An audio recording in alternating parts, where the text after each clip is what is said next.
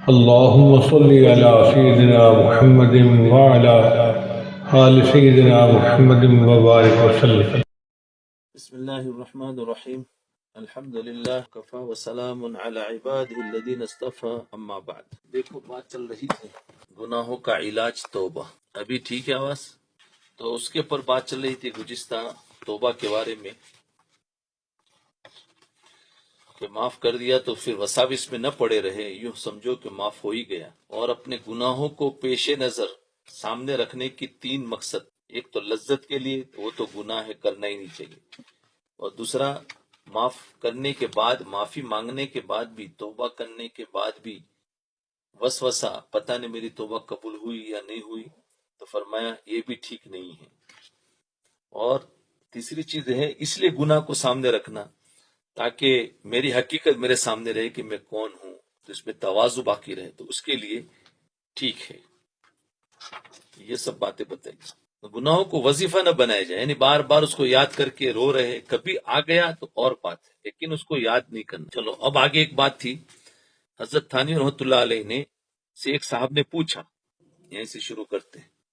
حضرت تھانوی رحمۃ اللہ علیہ سے ایک صاحب نے پوچھا، اگر کسی کو دل سے حقیر سمجھا یا کسی پر حسد کیا یا کوئی اخلاق مذمومہ جس کا تعلق دوسرے سے ہو اس کا ارتکاب دل سے کیا لیکن ہاتھ اور زبان سے کوئی قصور نہیں کیا، تو یہ بھی حقوق العباد میں داخل ہے یا نہیں، اور اس کو بھی معاف کرانا چاہیے یا نہیں؟ تو جواب میں حضرت والا نے فرمایا، چونکہ اس سے کسی کو ضرر نہیں پہنچا اس لیے یہ حقوق العباد نہیں ہوئے، صرف توبہ اللہ اور اصلاح آئندہ کافی ہے. اب اس کی تشریح سمجھو. بعض اوقات ایسا ہوتا ہے کہ دوسرے شخص کے متعلق دل میں برے خیالات آ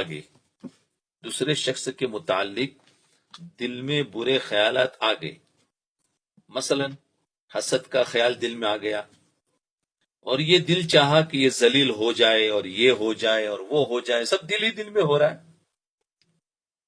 اور اس کی جو ترقی ہو رہی ہے وہ ترقی رک جائے، اور یہ تو ذلیل ہو اور اس کو تو یہ ہو اور نقصان یہ ہو، لیکن صرف دل چاہا.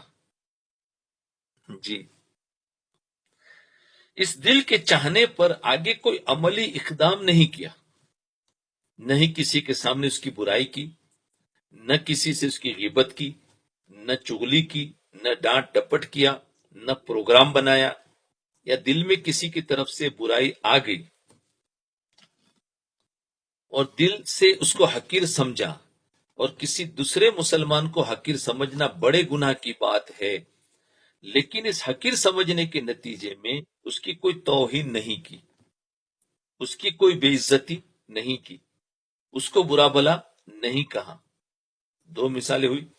اب اگر ان باتوں کے بارے میں یہ کہا جائے کہ اس شخص نے حق العبد کو ضائع کیا، تو اس کا مطلب یہ ہوگا کہ جب تک وہ بندہ معاف نہ کرے اس وقت تک معاف نہیں ہوگا. لیکن حضرت تھانوی رحمۃ اللہ علیہ نے فرمایا یہ حقوق العباد میں داخل نہیں، صرف توبہ کر لینا کافی ہے. کتنا بڑا مسئلہ حل ہو گیا، کیونکہ یہ تو ہر انسان کو ہوتا رہتا ہے. کسی نے کچھ کہہ دیا، ابھی دل ہی دل میں غصہ ہے، زبردست ہے. فرمایا حقوق العباد میں نہیں. کسی کو حقیر سمجھ لیا، دل ہی دل میں ہے، تو یہ بہت بڑا مسئلہ تھا، یہ بہت بڑا مسئلہ تھا کہ آج اس کو بھی ہم گناہ سمجھ رہے ہیں کہ بار بار یہ چیز ہو رہی ہے. لیکن یہ بات صاف ہو گئی کہ فرمایا حقوق العباد میں نہیں ہے، یہ توبہ کرنے سے معاف ہو جائے گا. اس کے بارے میں تھوڑی سی تفصیل عرض کر دوں، لیکن تھوڑا سا اور سمجھو. وہ یہ کہ اگر دوسرے شخص کے بارے میں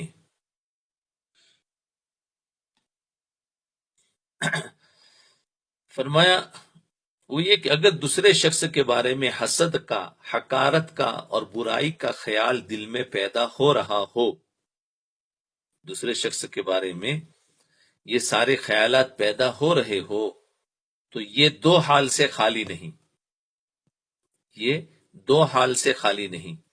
یا تو اختیار کے بغیر دوسرے کے بارے میں دل میں خیال آ گیا، بغیر اختیار کے. دوسرے کے بارے میں دل میں خیال آ گیا، یا تو یہ ہوگا، یا تو باقاعدہ سوچ سوچ کر دوسرے کی حقارت کا خیال دل میں لا رہا ہے۔ دیکھو دو چیزیں ہوگی، یا تو بغیر اختیار کے دل میں آ گیا، یا تو سوچ سوچ کر لا رہا ہے، یہ دو چیزیں ہوئی، سمجھ لو برابر۔ تو دل میں لا رہا ہے، تو اس ملفوظ میں حضرت تھانوی رحمۃ اللہ علیہ نے یہ جو فرمایا کہ اس خیال کی طرف سے توبہ کرنی چاہیے، یہ اس خیال کے بارے میں ہے جو آدمی سوچ سوچ کر دل میں لا رہا ہے۔ جو سوچ سوچ کر دل میں لا رہا ہے تو اس کے بارے میں توبہ کرنی چاہیے، کیونکہ جب اپنے اختیار سے خیال دل میں لائے گا تو وہ گناہ ہوگا، چاہے حقوق العباد تو نہیں ہے لیکن گناہ ضرور ہے، کیونکہ سوچ سوچ کر لانا تو وہ گناہ ہوگا۔ لیکن چونکہ اس کے ذریعے دوسرے کو کوئی نقصان اور ضرر نہیں پہنچا، اس لیے یہ حق العبد نہیں بنا، لہذا اس خیال کی طرف سے صرف توبہ کر لینا کافی ہے۔ لہذا اس خیال کی طرف سے صرف توبہ کر لینا کافی ہے کہ یا اللہ مجھ سے غلطی ہو گئی، معاف فرما دیجئے۔ امید ہے کہ اللہ تعالیٰ معاف فرما دیں گے، دوسرے سے معاف کرانے کی ضرورت نہیں۔ تو دو خیال آتے ہیں، ایک غیر اختیاری آ گیا، اچانک آ گیا، اور ایک سوچ سوچ کر لائے۔ تو سوچ سوچ کر جو لائے اس پر توبہ کرنا ہے، معاف ہو جائے گا۔ اب دوسری صورت دیکھو، دوسری صورت یہ ہے کہ غیر اختیاری طور پر دوسرے کے بارے میں خیال آ رہا ہے کہ فلاں شخص ایسا ہے، فلاں شخص ویسا ہے، چونکہ یہ خیال اختیار سے باہر ہے، سوچ کے نہیں آ رہا ہے۔ اس وجہ سے ایسے خیال کا آنا گناہ تو نہیں، سبحان اللہ، دیکھو تو صحیح، ایسے خیال کا آنا گناہ تو نہیں، اور اس خیال پر انشاءاللہ گرفت بھی نہیں ہوگی، اور عذاب اور مواخذہ بھی نہیں ہوگا، اور اس سے توبہ کرنے کی بھی ضرورت نہیں۔ ہاں، یہ غیر اختیاری ہے، یہ غیر اختیاری ہے۔ اللہ وہ دیکھو کتنا آسان کر دیا مسئلہ، کتنا آسان کر دیا، اس پر تو توبہ کرنے کی بھی ضرورت نہیں، فرمایا خود بخود آ رہا ہے۔ کیونکہ ویسا ہی ہوتا ہے، انسان لاتا نہیں، اکثر ایسا ہوتا ہے کہ آ جاتا ہے خیال، پھر اس کو گھبرا کر چھوڑ دیتا ہے، استغفر اللہ پڑھتا ہے، جو بھی ہے۔ بہت کم ہوتا ہے کہ انسان بیٹھ کر سوچ سوچ کر لاتا ہے، اور دوسرا تھوڑا آتا ہے سوچ سوچ کر لاتا ہے، پھر تیسرا اسی کو پھر آگے بولتا ہے۔ تو تین طرح کے ہو جاتے ہیں، پہلے خیال آتا ہے، اگر وہ نہ نکالا تو سوچ سوچ کر لانے کی کوشش کرے، اور پھر اس کو بھی اگر توبہ کر کے نکالا نہیں تو پھر وہ باہر نکلے گا، غیبت کی شکل میں یا اور کسی شکل میں باہر نکلے، پھر وہ حقوق العباد ہو جائے گا۔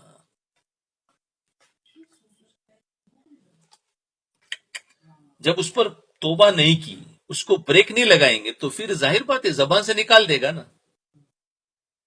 ہاں، اس لیے خیال آنا، اسی خیال کو نکالنے کی کوشش کرو۔ جیسے حسد کا خیال آ گیا ہے نا، اب کسی کا عمل دیکھ کر یا کسی کی عزت دیکھ کر، کسی کی تعریف ہم سن کر فوراً حسد آ جائے گا، آئے گا کہ نہیں آئے گا؟ فوراً آئے گا حسد۔ اب یہ جو آنا ہے یہ غیر اختیاری ہے، تو اب اس کو نکالو۔ اس کو اگر رہنے دے گا، اس کو نکال، حالانکہ اس پر توبہ بھی نہیں ہے، لیکن اس کو ذہن سے نکالنا ہے۔ نکالنے کے لیے کچھ اچھائی سوچنی پڑے گی، چلو اس کو ہم نے مٹا دیا، لیکن بعد میں پھر سوچ سوچ کر لائے گا۔ جو پہلا آیا تھا غیر اختیاری تھا، اب بعد میں وہ سوچے گا اس کے اوپر، اب سوچنا تو وہ ہوا گناہ، لیکن حقوق العباد نہیں ہے۔ اس وقت بھی اگر توبہ کر کے اور اس کو نکالا نہیں تو پھر آگے چل کے کیا تیسرا قدم ہوگا؟ تیسرا قدم ہوگا کہ وہ غیبت شروع کر دے گا، پلاننگ شروع کر دے گا۔ تو پہلا اسٹیج، پھر دوسرا اسٹیج، پھر تیسرا اسٹیج میں پہنچنے سے پہلے اگر اس نے توبہ نہیں کی تو پھر تیسرے میں چلا جاتا ہے۔ عام طور پر یہی ہوتا ہے، اور یہ باتیں پہلے جو درس ہوئے حضرت کے حسد اور اس کی بیماریوں کے بارے میں، یہ باتیں سب آ گئی ہے کہ خالی وسوسہ آنے پر تو پکڑ نہیں ہے، لیکن اگر اس کو نہیں نکالیں گے تو یہ جمے گا اندر، جی، پھر وہ پکے گا، پھر وہ پھٹے گا، سمجھے؟ ہاں، تو پکنا جو ہے نا، پکنا یہ یہی ہے کہ سوچ سوچ کر لا رہے ہیں وہ پک رہا ہے، پھر کیا ہوتا ہے؟ پھٹتا ہے، پھر وہ گناہ کی شکل اور حق العبد میں پھر چلا جائے گا۔ تو خیر، تو یہ سمجھ لو کہ یہ دو صورتیں میں سے ایک کو توبہ کر کے ختم کر لینا چاہیے، اور دوسرا غیر اختیاری چیز ہے، لیکن یہ بھی بار بار مارتا رہتا ہے، مارتا رہے، یاد رکھنا۔ ہاں، کبھی بھی کسی کی تعریف دیکھی ہے، سنی، اور بار بار اس کی تعریف سنوں گے تو اب بار بار وہ حسد آئے گا، تو پھر انسان اندر سے اس کا نفس کہے گا ارے اس کی کچھ کوشش کرنی چاہیے، دیکھیے ایسا ہو رہا ہے، ویسا ہو رہا ہے، بہت کچھ ہے، وہ ساری باتیں پہلے چلی گئی، اس بیانات کو سن لو، حسد کا بیان اس میں آ جائے گا۔ اس سے توبہ کرنے کی بھی ضرورت نہیں ہے، غیر اختیاری، لیکن یہ بھی خطرناک حالت ہے۔ دیکھو حضرت نے لکھا ہے یہ بھی خطرناک حالت ہے، کس اعتبار سے؟ یہی چیز ہے جی، یہ بھی خطرناک حالت ہے، کیونکہ یہ حالت تمہیں کسی وقت بھی گناہ کے اندر مبتلا کر دے گی۔ ہاں، تو کیسے کرے گی بتایا کہ یہ کبھی تو یہ حالت پہلی ہے، پھر وہ دوسری حالت میں لے جائے گا، پھر وہاں سے تیسری حالت میں جائے گا، تو اس کو کہہ رہے وہ گناہ میں مبتلا کر دے گی۔ تو کون سے گناہ؟ وہ دوسرے نمبر کی حالت ہے نا، وہ گناہ ہوا نا، اس گناہ میں مبتلا کر دے گی، یا تو بالآخر اپنے اختیار سے اس کی برائی دل میں لاویں گے، یا اس خیال کے نتیجے میں کوئی ایسا عمل تم سے سرزد ہو جائے گا جو گناہ ہوگا۔ لہذا غیر اختیاری بھی گناہ کے قریب پہنچانے والی چیز ہے، اس کے دو علاج ضروری ہے۔ چلو بیماری بتا دی تو اب علاج بھی دیکھ لو، لیکن علاج بتانے سے پہلے فیس دینی پڑے گی سب کو،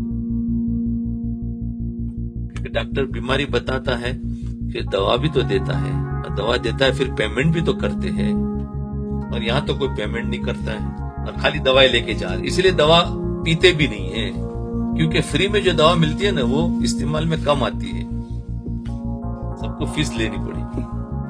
چلو خیر، آج واپس فری میں دے دیتا ہوں، عمل کر لینا۔ ایک علاج یہ ہے کہ تمہارے دل میں دوسرے کی حسد کا جو غیر اختیاری خیال آ رہا ہے،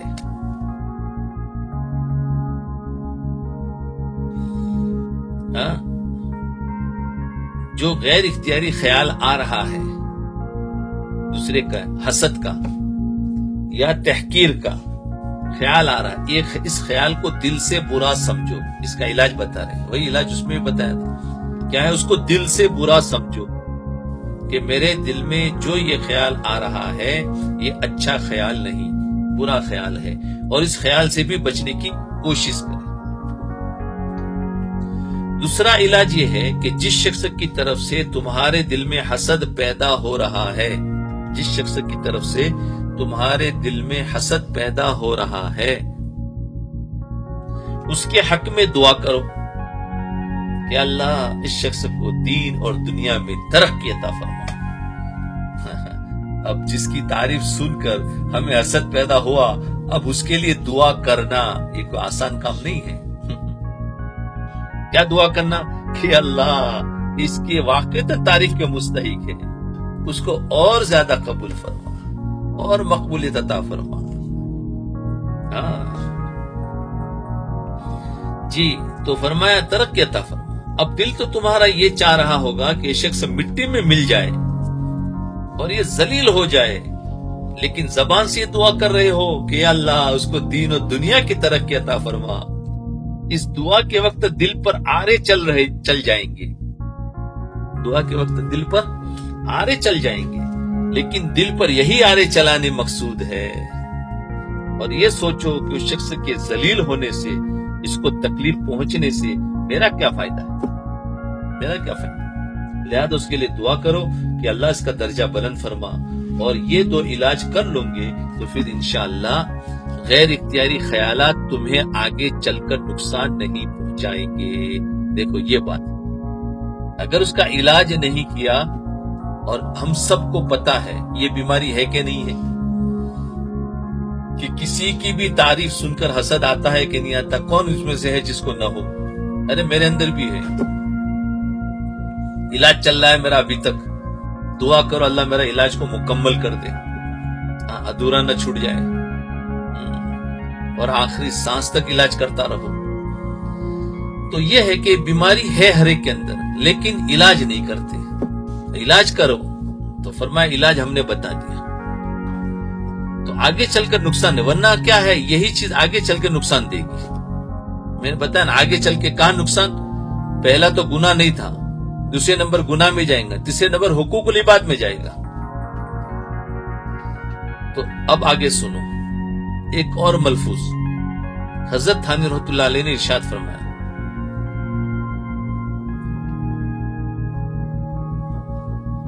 جو شخص، یہ سوال پہلے بھی کسی نے لکھا تھا، میں نے کہا آگے سنتے جاؤ، انشاءاللہ کبھی نہ کبھی وہ چیز آئے گی تو اس میں وہ چیز مل جائے گی انشاءاللہ۔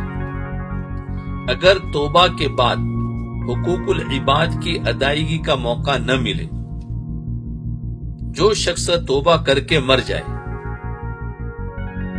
اور اس کو توبہ کے بعد ادائے حقوق کا موقع نہ ملے، تو توبہ سے اس کے لیے حقوق العباد بھی معاف ہو جائیں گے، معاف ہو جائیں گے، یعنی اللہ تعالیٰ مظلوم کو خوش کر کے ظالم کی مغفرت فرمائیں گے۔ کیا کہہ رہے؟ سوال نہیں ہے، یعنی اس کے لیے حقوق العباد بھی معاف ہو جائیں گے، یعنی اللہ تعالیٰ مظلوم کو، جس کے باقی ہے نا اس کو مظلوم، خوش کر کے ظالم کی مغفرت فرمائیں گے۔ توبہ نہ کرنے کی حالت میں اللہ تعالیٰ کو اختیار ہے، توبہ نہیں کی اور مر گیا تو اللہ تعالیٰ کو اختیار ہے، کہ اللہ تعالیٰ کو اختیار ہے کہ خواہ اس کو سزا دے یا بدون سزا ہی بخش دے، اور مظلوم کو جنت کی نعمتوں سے خوش کر دے، یہ اختیار ہے۔ لیکن اگر توبہ کر دی ہے حقوق اپنے گناہوں سے، تو حقوق العباد کا موقع نہ ملا، تو اس کے لیے دیکھو ہمارے لیے کتنا آسان راستہ کھولا ہے کہ اللہ تعالیٰ مظلوم کو خوش کر کے ظالم کی مغفرت فرمائے، یعنی اللہ ہی خود مظلوم کو خوش کر دے گا۔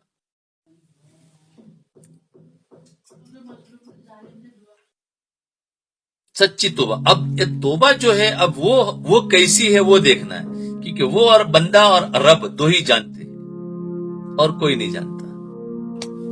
اور سچی توبہ جس کو حقیقی توبہ کہتے ہیں، یہ بھی اگر کسی شیخ کے پاس، کوئی روحانی ڈاکٹر کے پاس بیٹھ کر یا اس سے مل کر کی ہوگی تو اور زیادہ نفع والی ہوگی۔ کیوں؟ کہ اس پر سرکاری مہر لگا ہوا ہے نا۔ جی دیکھو دو قسم کے ایگریمنٹ ہوتے، ایک تو سادے کاغذ پر ایگریمنٹ بنا دیا، اور ایک ہے اسٹیمپ پیپر پر ایگریمنٹ بنایا۔ اگر حکومت میں لے جائیں گے تو کون سا قبول ہوگا؟ حالانکہ ایگریمنٹ دونوں سچے ہیں، دونوں سچے ہیں، لیکن جو سادے کاغذ پر ہے گورنمنٹ کہیں گی بھائی اس کو ہم قبول نہیں کریں گے، ہاں یہ حالانکہ سچا ہے۔ کیوں؟ کہ آپ نے ہمارے پیپر پر ایگریمنٹ نہیں کیا ہے، اور گورنمنٹ کا پیپر ہوگا اس پر بولے ہاں یہ قبول ہے، تو اس پر ایگریمنٹ قبول ہے، اس پر نہیں ہے، دونوں سچے ہیں۔ ایسی ہی مثال ہے کہ ایک انسان خود توبہ کرتا ہے خود بخود، اور ایک انسان کسی اللہ والے کے ہاتھ پر توبہ کرتا ہے، تو اللہ والے کے ہاتھ پر توبہ کرنا ایسا ہے جیسے اسٹیمپ پیپر پر ایگریمنٹ بنانا۔ اب سمجھ گئے؟ تو اب سوچ لو، اور اگر خود بخود توبہ کرنا ایسا ہے جیسے سادے کاغذ پر ایگریمنٹ بنایا، اگرچہ ایگریمنٹ سچا ہے لیکن اس میں قبولیت نہیں ہے، اس لیے فرمایا، اس لیے صحابہ نے اللہ کے رسول صلی اللہ علیہ وسلم کے ہاتھ پر توبہ کی، تابعین نے صحابہ کے ہاتھ پر، تو ہمیشہ سلسلہ چلتا آ رہا ہے۔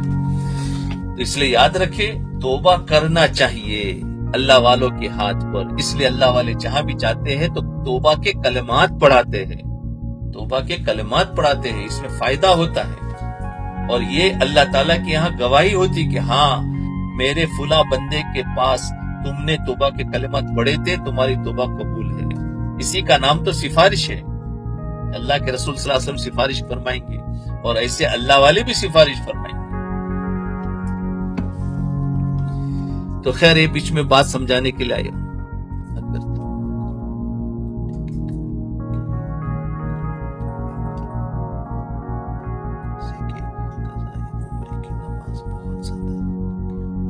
ہاں وہ آئے گا اس کا بھی. چلو تو سمجھ میں آ گیا حقوق. تو یہ فرمایا کہ حقوق کا موقع نہ ملا تو توبہ سے اس کے لیے حقوق العباد بھی معاف ہو جائیں گے. اللہ تعالیٰ مظلوم کو خوش کر کے ظالم کی مغفرت فرمائیں گے. توبہ نہ کرنے کی حالت میں اللہ تعالیٰ کو اختیار ہے کہ خواہ اس کو سزا دے یا بدون سزا ہی بخش دے اور مظلوم کو جنت کی نعمتوں سے خوش کرے. اب آگے اس کی تشریح سمجھو. حقوق العباد جو ہے وہ توبہ سے معاف نہیں ہوتے. توبہ سے معاف نہیں ہوتے. یہ مسئلہ بار بار عرض کر چکا ہوں کہ حقوق العباد توبہ سے معاف نہیں ہوتے. کہ حقوق العباد کا عام حکم یہ ہے کہ صرف توبہ کر لینے سے وہ حقوق معاف نہیں ہوتے جب تک اس کو یا تو ادا نہ کر دے یا صاحب حق اس کو معاف نہ کر دے. لہذا اگر آپ نے ایک گوشے میں بیٹھ کر، ایک کونے میں بیٹھ کر اللہ جل شانہ سے اپنے سارے گناہوں کی طرف سے توبہ کر لی، لیکن آپ نے جو دوسرے لوگوں کے پیسے مار رکھے ہیں وہ محض توبہ سے معاف نہیں ہوں گے. جن کے پیسے تم نے دبائے ہیں تمہارے ذمے ہیں، ان کو یا تو ادا کرو یا صاحب حق سے خوش دلی سے معاف کراؤ. خوش دلی سے معاف کراؤ. زبردستی معاف کرانا بھی کافی نہیں ہے. خوش دلی اور زبردستی. اس میں دیکھو عام طور پر بہنوں کے جو حقوق ہوتے ہیں وراثت کے اندر، باپ کے مرنے کے بعد وراثت میں جو بہن کا حق لگتا ہے تو بہن معاف کر دیتی ہے، اور ہم کہتے ہیں بہن نے معاف کر دیا، بہن نے معاف کر دیا. معاف نہیں ہوگا. وہ معاف نہیں کیا ہے، وہ تو برادری کی رسم کے اندر معاف کیا ہے. اگر وہ مانگے گی تو برادری اس کو گالیاں دے گی تو کیسی ہے؟ تو ایسی معافی نہیں چلے گی. وہاں پر حقوق نکالنا پڑے گا بہن کا، اور بہن کے ہاتھ میں دے دو. اس کے بعد بہن بھائی کو واپس کرے یا وارثین میں سے کسی کو واپس کرے، اب ٹھیک ہے. ہاں بہت سارے، یہ تو ایک ہوتا، بہت سارے تو معاف کرتے، بہت سارے تو ایسے ہے کہ دیتے ہی نہیں. ہاں دیتے ہی نہیں ہے. تو دیکھو یہ اس کو کہتے ہیں حقوق العباد.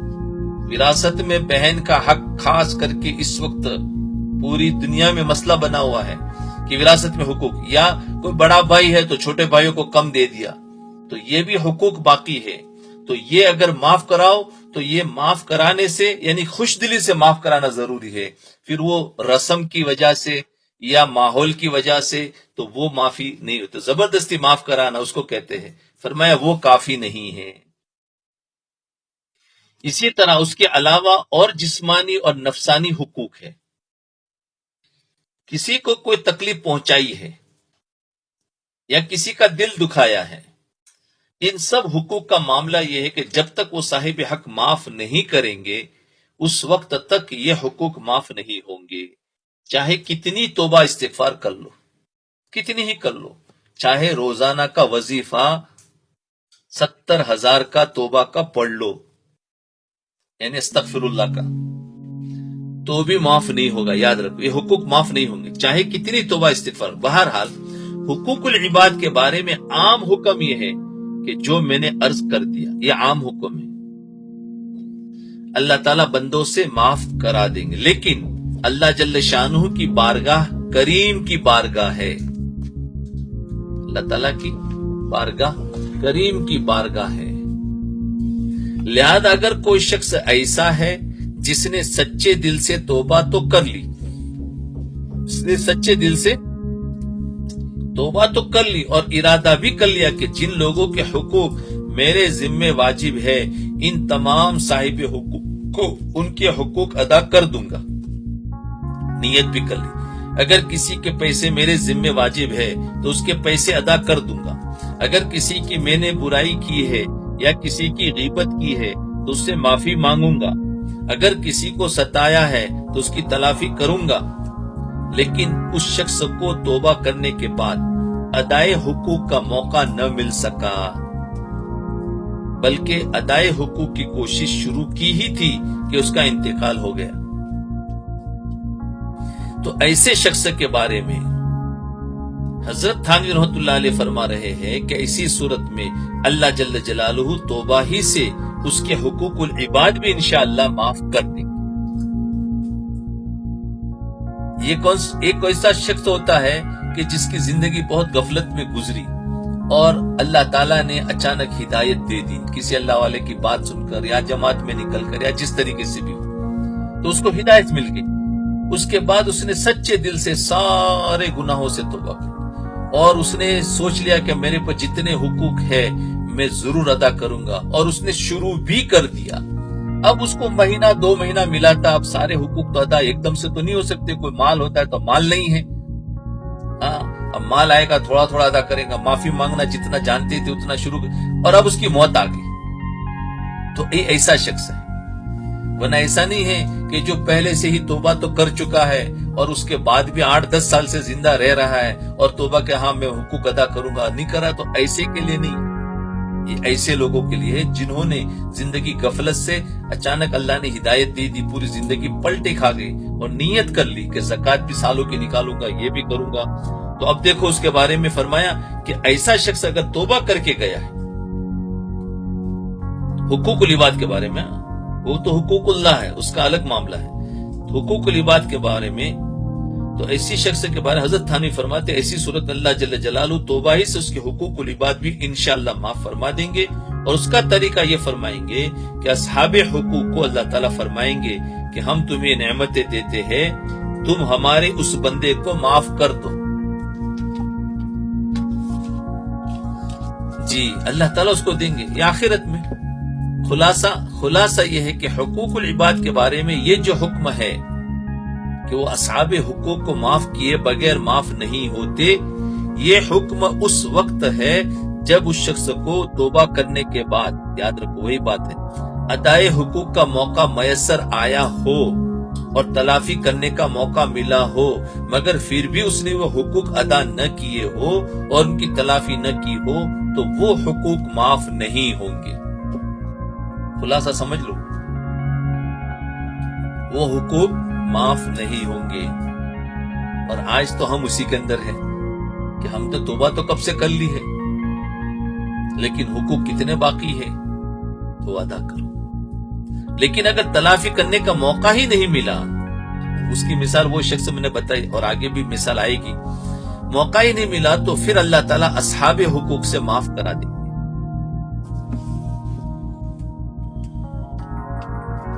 اب بنی اسرائیل کے ایک شخص کا واقعہ، اس کی دلیل وہ صحیح حدیث ہے جس میں حضور اقدس صلی اللہ علیہ وسلم نے بنی اسرائیل کے ایک شخص کا واقعہ بیان فرمایا کہ اس شخص نے 99 آدمیوں کو قتل کر دیا۔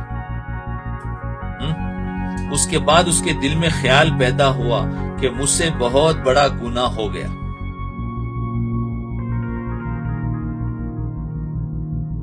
مجھ سے بہت بڑا گناہ ہو گیا، جب اللہ تعالیٰ کے پاس جاؤں گا تو میرا ٹھکانہ جہنم کے علاوہ اور کہیں نہیں ہوگا۔ چنانچہ وہ ایک پادری کے پاس گیا اور اسے جا کر کہا کہ میں نے 99 قتل کر دیے، 99 قتل کر دیے ہیں، اور اب مجھے دل میں اپنے اس گناہ پر شرمندگی ہو رہی ہے، میں اس گناہ کے عذاب سے نکلنا چاہتا ہوں اور توبہ کرنا چاہتا ہوں، اس لیے آپ مجھے اس عذاب سے نکلنے کی تدبیر بتائیے۔ اس پادری نے ساری باتیں سن کر کہا کہ تیری جان چھٹنے کا کوئی راستہ نہیں، یعنی تیری کوئی معافی نہیں ہوگی، جی تیری جان چھٹنے کا کوئی راستہ نہیں، کیونکہ تو 99 آدمیوں کو قتل کر چکا ہے، وہ سب مر چکے ہیں اور اب ان سے معافی مانگنے کا کوئی راستہ نہیں ہے۔ اگر ان کے بدلے میں تیرے سے قصاص لیا جائے، یعنی بدلہ، اور تیرے کو قصاصاً قتل بھی کر دیا جائے تو ایک جان کے بدلے میں ایک جان ہو جائے گی، پھر 98 جانوں کا کیا ہوگا؟ لہذا تیرے بچنے کا کوئی راستہ نہیں۔ اس نے اس کو نا امید کر دیا، تو جہنمی ہے۔ تو اس شخص نے کہا کہ 99 قتل تو میں نے کر دیے ہیں، ایک اور صحیح۔ چنانچہ اس نے پادری کو قتل کر کے 100 کا عدد پورا کر دیا۔ چل تجھے بھی مار دیتا ہوں، جب مغفرت تو ہونے والی نہیں ہے تو چلو تیروں کو بھی ختم۔ تو اس کو بھی اڑا دیا. اللہ اکبر. کیونکہ وہ تو ویسے بیک باک ہو گیا تھا. اس کے بعد وہ شخص، اس کے دل میں چنگاری تو لگی تھی معافی کی، لیکن اس نے تو نا امیدی کر دیا. اس کے بعد وہ شخص کسی اور کے پاس گیا اور اس سے اپنا قصہ ذکر کیا. اس نے کہا کہ تو اللہ تعالیٰ سے توبہ کر. اب وہ سمجھدار تھا. اس سے کہا کہ تو اللہ تعالیٰ سے توبہ کر اور فلاں علاقے میں نیک لوگوں کی بستی ہے، تو اس بستی میں چلا جا. اس نے ایڈریس بتایا. ہمیشہ ہمیں بھی ایڈریس بتانا چاہیے. آج کیا کرتے ہیں ہم خود ہی مفتی بن جاتے ہیں. ہاں تیری تو مکمل، ہاں تیرے کو تو یہ اس کا فتویٰ بھی دیتے، مسائل بھی بتا دیتے. یاد رکھو ہمیشہ ہمیں آتا بھی ہو تو اپنے بڑوں کی طرف ہمیشہ نسبت کرنی چاہیے. بولے تم ایک کام کرو، فلانا جو مولانا ہے، فلانا وہ ہے، آپ اس کے پاس جاؤ، وہ آپ کو بہترین اچھے طریقے سے بتائیں گے. تو دیکھو، تو ہمیں اس طریقے سے بھیجنا چاہیے. پہلے تو ہمیں تسلی دینا چاہیے، بھائی تم فکر مت کرو، تمہیں اللہ معاف کر دے گا، ضرور معاف کر دے گا. پہلے تو اس کو یہ تسلی دے دو تاکہ اس کو امید بن جائے. اس کے بعد اس کو ایڈریس دو. دیکھو یہ کیا کہہ رہے کہ تم ایک کام کرو، فلاں بستی میں جاؤ، چلا جاؤ اور وہاں پر نیک لوگوں کی صحبت اختیار کر لو. وہاں پر نیک لوگوں کی صحبت اختیار کرو اور اس کے نتیجے میں تیری حالت بہتر ہوگی. اس کے نتیجے میں اللہ تعالیٰ تجھے معاف کر دیں گے. چنانچہ وہ شخص اس خیال سے کہ اب میں وہاں جا کر اپنی زندگی میں تبدیلی لاؤں گا اور وہاں کے لوگوں کی صحبت اختیار کروں گا اور گناہوں سے معافی مانگنے کا جو طریقہ ہوگا اس کو اختیار کروں گا، یہ سب باتیں سوچ کر اس بستی کی طرف چل پڑا. ابھی راستے میں ہی تھا کہ اس کا انتقال ہو گیا. دیکھو اس کو کہتے ہیں موقع نہ ملا، انتقال ہو گیا. حدیث شریف میں آتا ہے کہ اس کی روح لینے کے لیے ملائکہ رحمت اور ملائکہ عذاب دونوں وہاں پہنچ گئے اور ان کے درمیان جھگڑا ہو گیا. ملائکہ رحمت نے کہا کہ یہ ہمارا آدمی ہے اور جنت میں جانے کے قابل ہے، اس لیے کہ یہ شخص توبہ کر کے گھر سے نکلا تھا. اور ملائکہ عذاب نے کہا یہ ہمارا آدمی ہے، اس لیے کہ اس کی گردن پر 100 آدمیوں کا قتل کا گناہ ہے، یہ جہنم کے قابل. اب دیکھو دو طرح کے لوگ آ گئے. ایک فرشتے کہتے ہیں جنت کا اور ایک کہتے ہیں جنت. پھر اللہ تعالیٰ نے، اب دیکھو اللہ تو دیکھ رہا ہے سب کچھ، پھر اللہ تعالیٰ نے ان فرشتوں کے درمیان فیصلہ فرمایا کہ یہ دیکھو کہ یہ شخص کس بستی سے زیادہ قریب ہے، کس بستی سے زیادہ قریب ہے. چنانچہ دونوں بستیوں کے درمیان میں فاصلہ ناپا گیا، پیما کیا گیا. تو معلوم ہوا کہ وہ نیک لوگوں کی بستی جس کی طرف وہ جا رہا تھا ایک ہاتھ، صرف ایک ہاتھ زیادہ قریب تھا. دیکھو ایک ہاتھ کا بھی فرق پڑ گیا، نیکیوں میں شمار ہو گیا. ہم کہ اس سے کیا ہوتا ہے؟ ارے اس سے بھی فرق پڑتا ہے.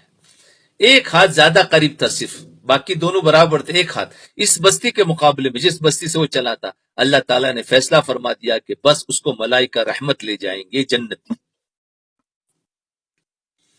اللہ اکبر، کیسا بخشا گیا. تو اس لیے دیکھو یہ ایسا، اس کو کہتے ہیں کہ توبہ کی اور موقع نہیں ملا. تو اس کو کہتے اچانک موت آ گئی. تو ہمیں موقع ملے تو ہمیں کرنا چاہیے، ہم غفلت کرتے ہیں توبہ کرنے کے بعد. حدیث کا مطلب، علماء کرام نے اس حدیث کی تشریح میں فرمایا کہ اس کا مطلب یہ ہے کہ اگرچہ اس آدمی کے ذمے 100 آدمی کا قتل تھا، لیکن اللہ جل شانہ ان مقتولین کو اس طرح راضی فرما دیں گے کہ وہ لوگ اپنے اپنے حقوق کو اس کے حق میں معاف کر دیں گے. لیکن یہ صورت اس وقت ہے جب آدمی ان حقوق کی تلافی کی پوری کوشش کر چکا ہو اور پھر اس کا انتقال ہو گیا.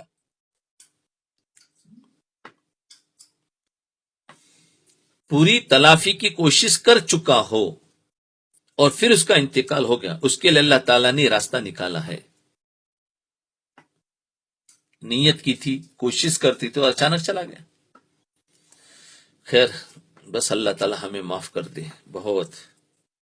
اب آگے سنو، صلاۃ التوبہ پڑھ کر توبہ کرنے کی مصلحتیں.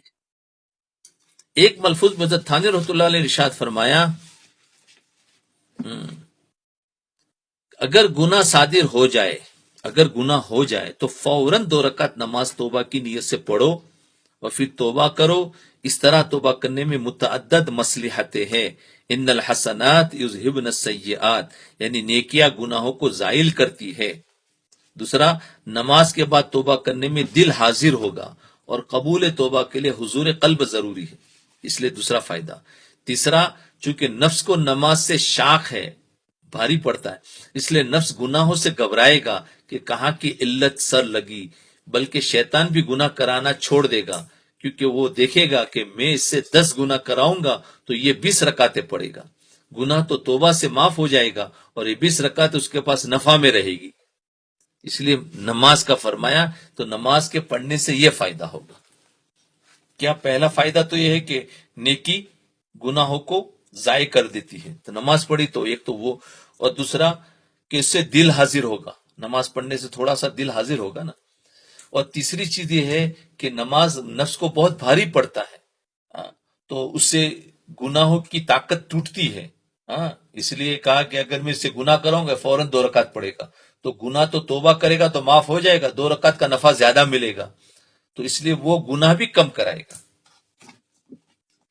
فرمایا کہ توبہ کرنے کے لیے 2 رکعت پڑھنے میں کوئی فائدہ ہے؟ ایک فائدہ یہ کہ قرآن کریم کا ارشاد ہے، ان الحسنات یذہبن السیئات، یعنی نیکیاں برائیوں کو زائل کر دیتی۔ برائیوں سے مراد صغیرہ گناہ، مثلا کوئی صغیرہ گناہ آپ سے سرزد ہوا، آپ نے وضو کر لیا تو اس وضو کے نتیجے میں گناہ معاف ہو گیا، یا نماز پڑھ لی تو گناہ معاف ہو گیا، کیونکہ نیکیاں برائیوں کو زائل کرتی رہتی ہے۔ لہذا جب صلاۃ توبہ کی نیت سے 2 رکعتیں پڑھیں گے تو صغیرہ گناہ تو خود ہی معاف ہو جائیں گے۔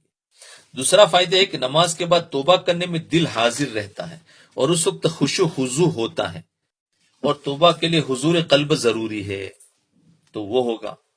تیسرا فائدہ یہ کہ آئندہ بھی شیطان گناہ کرانے سے گھبرائے گا اور یہ سوچے گا کہ اگر میں نے اسے گناہ کرا بھی لیا تو یہ شخص 2 رکعت پڑھ کر توبہ کرے گا تو اس کے نتیجے میں توبہ سے وہ گناہ معاف ہو جائے گا اور 2 رکعتیں اس کو نفع میں حاصل ہو جائے گی۔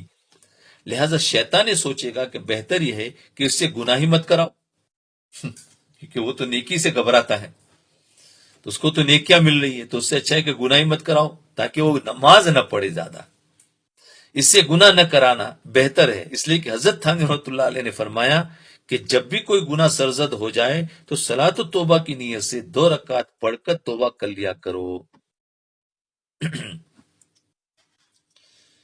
جی، اور بہت سارے ایک گروپ تو ایسا ہے جب مسلمانوں کا کہ وہ کہتا ہے اس کی کوئی ضرورت نہیں، وہ تو توبہ کرو، ٹھیک ہے توبہ سے معاف ہو جائے گا۔ وہ چاہتے ہیں کہ 5 وقت کی نماز کے علاوہ ساری نمازوں سے جان چھوٹ جائے، وہ گروپ ایسا ہے، بس فرائض پڑھو، وہ سنتیں بھی چھوڑ دیتے اور اوابین اور جو دوسری نوافل ہے وہ ساری کی ساری چھڑانے کی کوشش میں۔ اس لیے نماز پڑھنا چاہیے تاکہ اس میں یہ فائدہ ہمیں ملے۔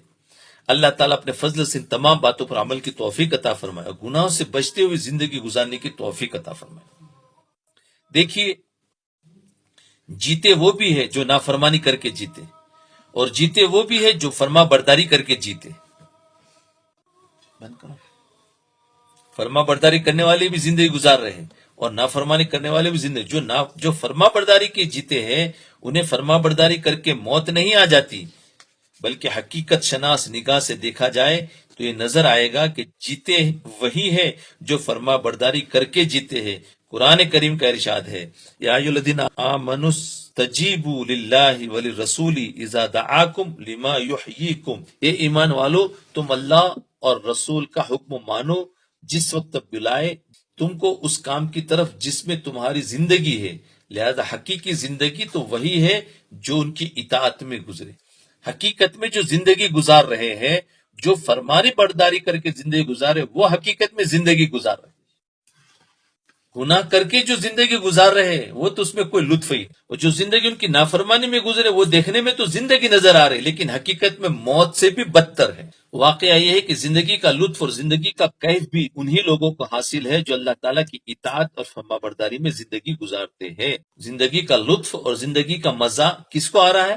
جو اس کی فرما برداری میں زندگی گزارتے ہیں، اور جو گناہ کی زندگی ہے وہ دیکھنے میں چاہے مزے کی زندگی نظر آ رہی، جیسے دیکھنے میں تو بہت مزے کی نظر آ رہی ہے، لیکن اس زندگی کے اندر سکون نہیں، وہ کھوکھلی زندگی ہے۔ اور دنیا کی کھوکھلی زندگی یعنی اندر سے کچھ بھی نہیں ہے، اوپر سے تو پھلا ہوا ہے اور اندر سے کچھ بھی نہیں ہے۔ لذتوں کی شیدائی خودکشی کر کے مر رہے ہیں، اور دیکھو اسی زندگی کے لوگ خودکشی کر کے مر رہے ہیں۔ اس لیے کہ باوجود ہزاروں لذتوں کے سکون قلب میسر نہیں. اور یہ سکون کس طرح حاصل ہو؟ الا بذکر اللہ تطمئن القلوب، یعنی اطمینان تو اللہ تعالیٰ کے ذکر سے حاصل ہوتا ہے. لہذا پور کیف زندگی، پور لطف زندگی، عافیت اور آرام اور راحت کی زندگی وہی ہے جو اللہ اور اللہ کے رسول کی اطاعت میں گزرے، دینداری میں گزرے. بذکر اللہ سے مطلب کیا ہے؟ دینداری میں گزرے. یاد رکھنا، صرف ذکر سے مراد وہ نہیں ہے بلکہ پورا دین ہے، اطاعت ہے. دیکھو یہیں پہ فرمایا کہ اللہ کے رسول کی اطاعت میں گزرے. اللہ تعالیٰ اپنے فضل و کرم سے ہم سب کو سکون اور راحت والی زندگی عطا فرمائے. تھوڑی دیر مراقبہ کر لیں.